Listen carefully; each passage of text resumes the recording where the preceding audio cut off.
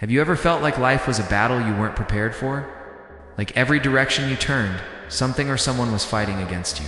You pray, you try, you endure. But the weight doesn't lift. The opposition doesn't break. The enemy doesn't back down. And in those moments you may ask, God, where are you? Why am I still fighting this alone? But friend, what if I told you that you were never meant to fight alone? What if the battle isn't even yours to begin with? Because the truth is this: God will fight for you, if you do one thing. A truth that Billy Graham spoke of over and over again. And it's a truth that can turn your battles into breakthroughs.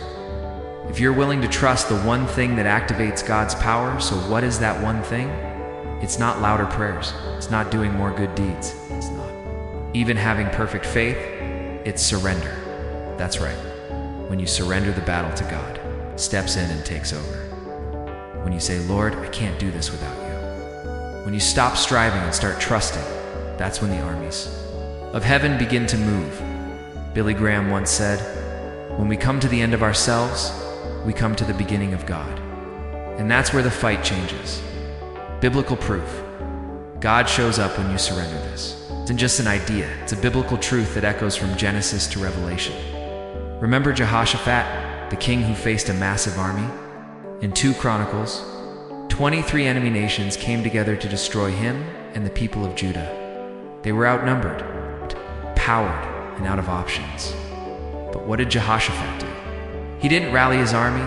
He didn't strategize a defense. He prayed, fasted. He surrendered.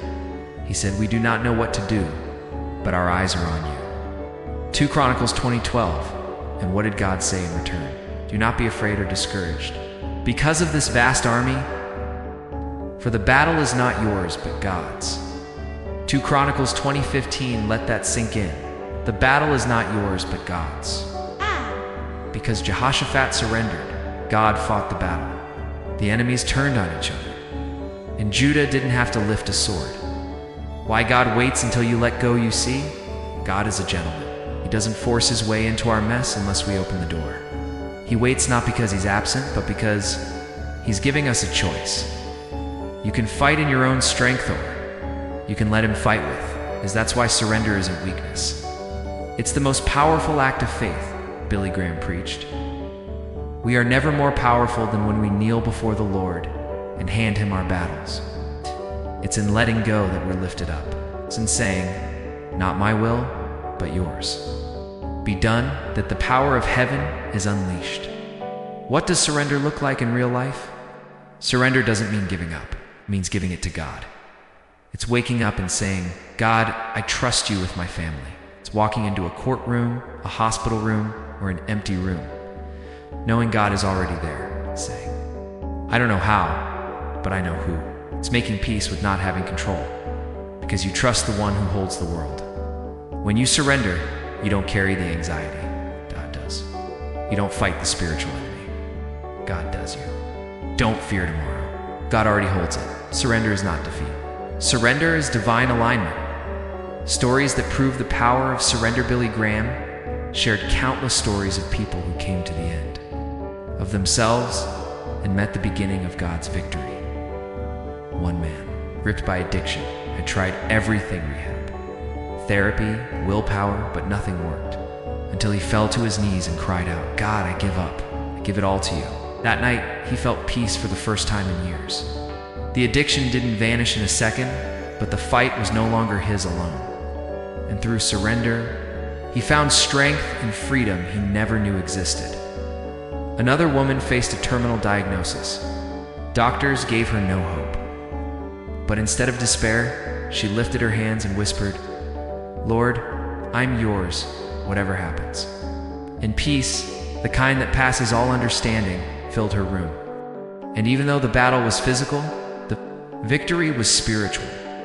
God didn't just fight for her body, he fought for her soul, and he won. If you do this, God will fight for you so.